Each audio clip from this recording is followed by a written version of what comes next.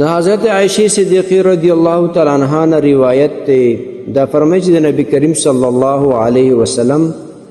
بد نفلی روزو په بارک کې دستور او داو عادت مبارک به داو چې کله به مسلسل روزي نیولي نفلی روزي او کله به نه نیولي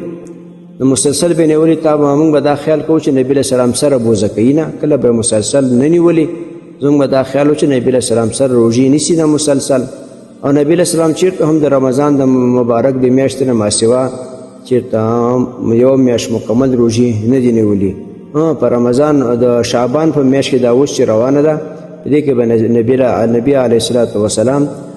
ډېر روزي نیولي یو روایت کې دا هم راځي چې نبی علیه السلام با تقریبا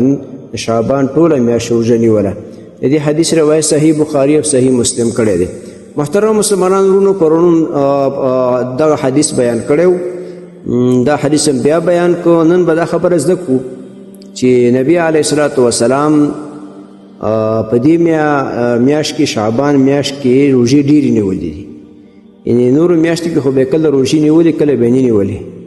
او دې حدیث کې دا معلومه شوه چې شعبان میاشت کې نبی علیه الصلاۃ والسلام روزي ډېرې نیولې دي نو موږ تاسو ته پکار دي چې دغه میاشت شروع ده روانه ده نو په دې کې روزي ډېرې ونیسو رمضان د پرځان تیار د روزي میاشت را روانه ده یو قسمه د هغې دپاره ټریننګ وکړو او د په دې حدیث باندې عمل هم وکړو چې نبی علیه الصلاۃ والسلام په دې میاشت کې په دې شعبان میاشت کې روزي ډېرې نیولي لهذا موږ او تاسو هم زیاتې روزي ونیسو اوس نبی علیه السلام په دې میاشت کې روزي زیاتې ولې نیولي ډېرې روزي ولې نیولي انشاءالله سبا بل سبا انشاءالله یو خبره